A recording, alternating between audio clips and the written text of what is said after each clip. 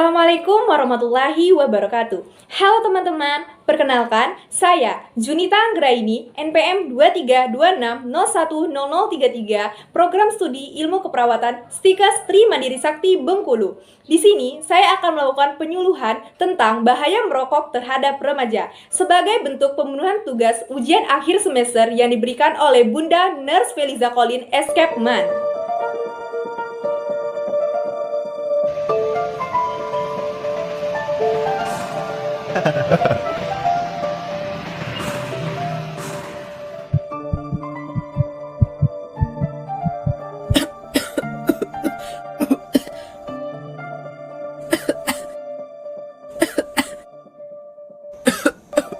Hah? Apa itu?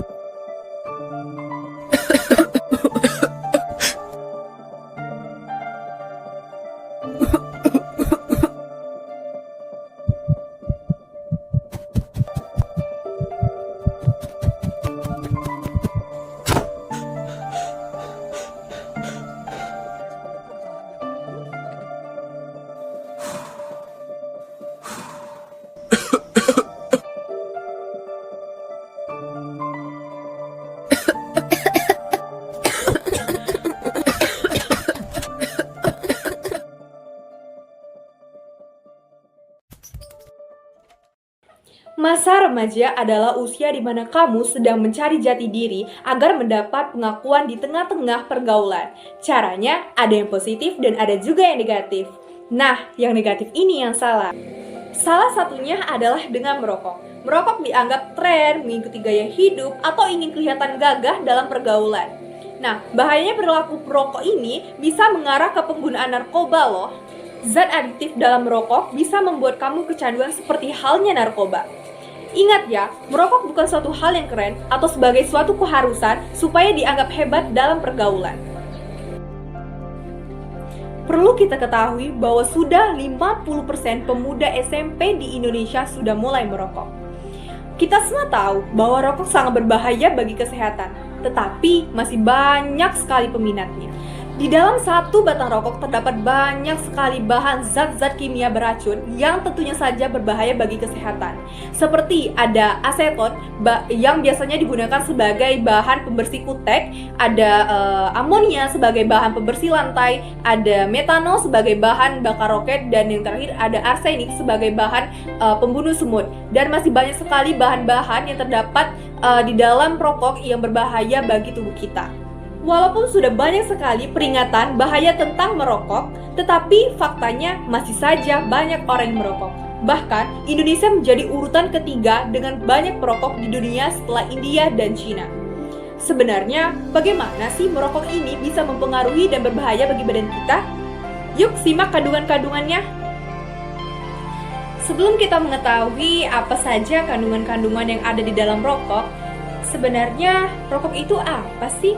Rokok adalah gulungan atau lintingan tembakau yang dibungkus atau digulung menggunakan kertas sebesar kelingking dengan panjang 8-10 cm. Nah, biasanya dihisap setelah dibakar ujungnya. Perokok terbagi menjadi dua jenis, yaitu perokok aktif dan perokok pasif. Perokok aktif adalah seseorang dengan sengaja menghisap lintingan atau gulungan tembakau yang dibungkus biasanya dengan menggunakan kertas, kulit jagung, dan daun. Nah, tujuan mereka merokok ini pada umumnya adalah untuk menghangatkan badan mereka dari suhu yang dingin. Nah, sedangkan perokok pasif ini adalah seseorang atau sekelompok orang yang menghisap asap rokok dari orang lain. Baiklah, sekarang kita akan membahas apa saja kandungan-kandungan berbahaya yang ada di dalam satu batang rokok.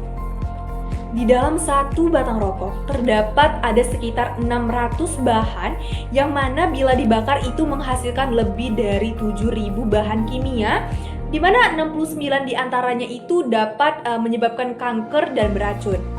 Ada dua bentuk komponen perokok. Yang pertama itu adalah fase gas dan yang kedua itu adalah fase tar atau partikular. Fase gas adalah gas berbahaya yang dihasilkan oleh asap rokok, seperti karbon monoksida, benzena, formaldehida, hingga hidrogen sianida.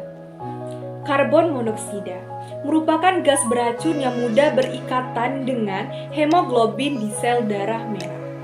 Sehingga hemoglobin yang seharusnya berikatan dengan oksigen malah berikatan dengan karbon monoksida dan menyebabkan jaringan tubuh jadi kekurangan oksigen. Jika hal ini terjadi terus-menerus, maka dapat menyebabkan kerusakan pada dinding pembuluh darah. Yang kedua ada benzena, senyawa yang bersifat karsinogen yang dapat meningkatkan resiko leukemia atau kanker darah. Lalu ada formaldehida. Formaldehida ini dapat mengakibatkan iritasi pada mata, hidung, tenggorokan, dan jika terus-menerus terpapar zat ini, itu dapat mengakibatkan kanker. Lalu yang keempat atau yang terakhir ini adalah hidrogen cyanida. Merupakan gas beracun yang dapat mengakibatkan dampak buruk pada jantung, sistem saraf, paru-paru, hingga tiroid. Selanjutnya ini adalah fase tar atau fase partikular, yaitu residu dari hasil pembakaran rokok. Tar bisa menempel di paru-paru dan merusak silia di paru-paru, yang dimana tar ini berfungsi untuk membersihkan dahak atau mukus, sehingga tar bisa meningkatkan penyakit paru. Nah, tar ini juga bisa menempel pada rongga mulut, gigi, ujung jari dari kuku perokok sehingga warna kulit bisa menguning.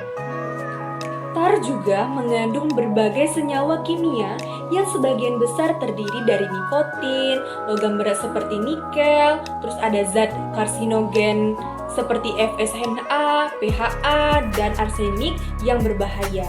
Nikotin bekerja di otak merangsang meningkatnya hormon adrenalin dan hormon dopamin yang menyebabkan perokok ini merasa senang, lebih fokus, dan konsentrasi.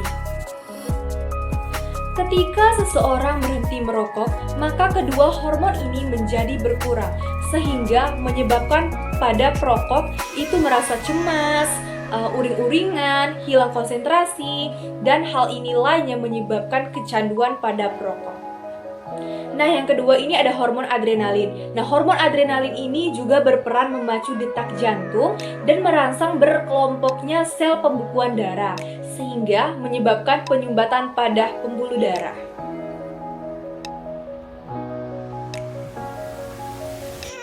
Nah, bila sumbatan pada pembuluh darah ini terjadi di otak, maka akan menyebabkan stroke, di jantung terjadi serangan jantung, di ginjal terjadi hipertensi hingga gagal ginjal, pada organ genital itu dapat menyebabkan kemandulan, terus di plasenta wanita hamil itu dapat menyebabkan kelainan pada pertumbuhan janin, prematur, hingga keguguran.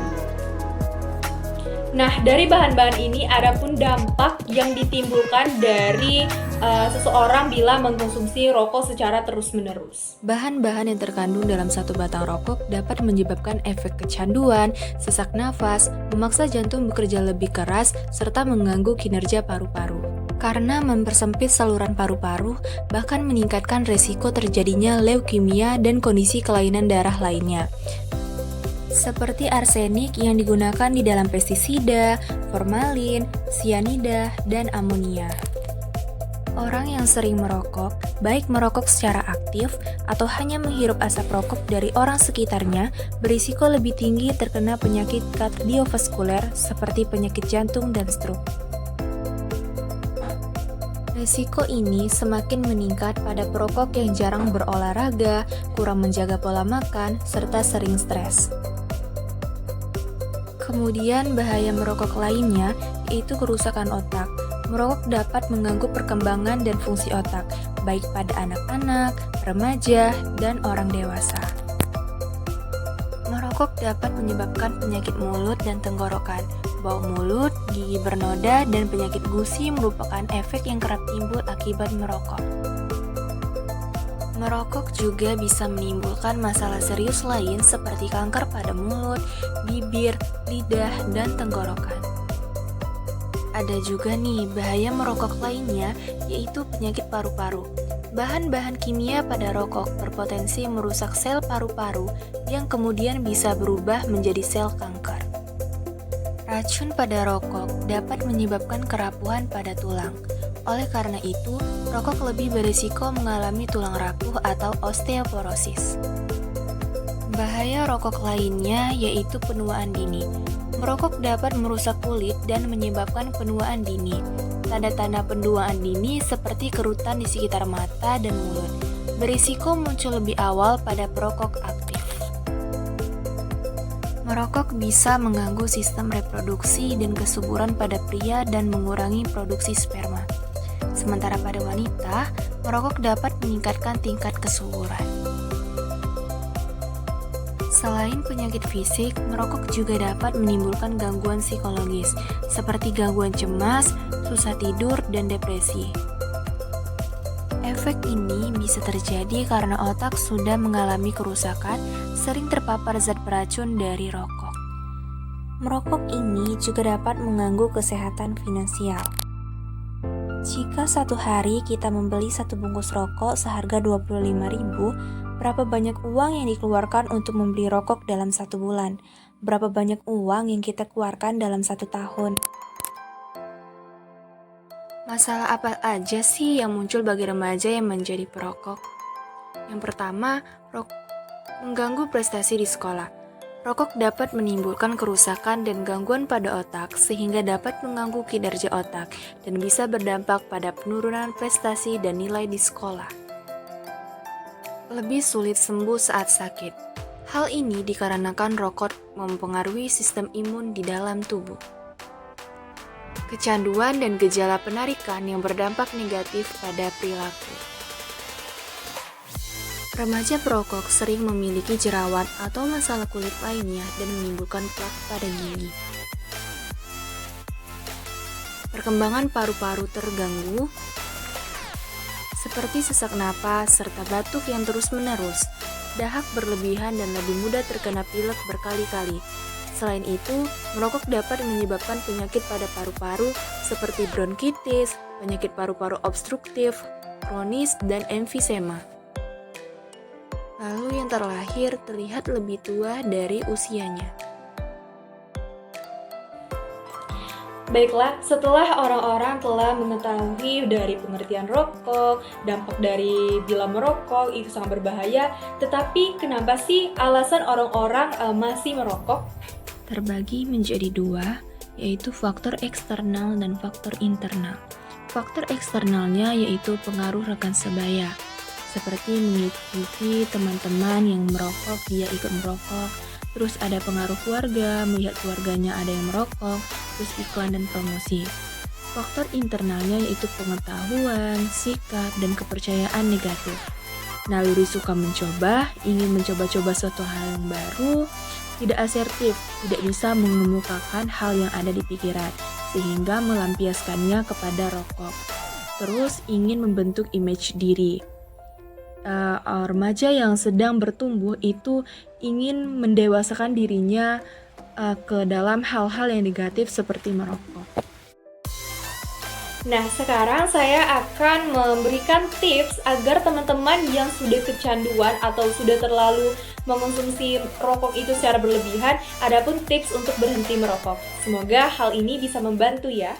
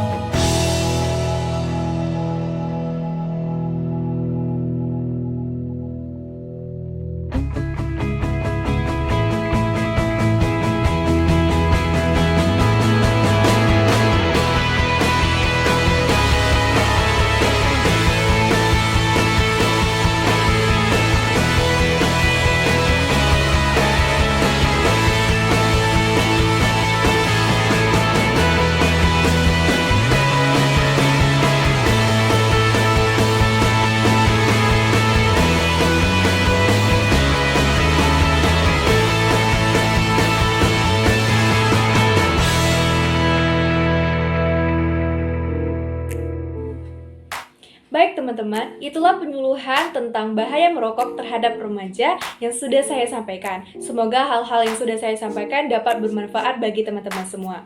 Ayo ubah kebiasaan buruk merokok dengan gaya hidup yang lebih sehat dan aktivitas yang lebih baik. Terima kasih. Wassalamualaikum warahmatullahi wabarakatuh.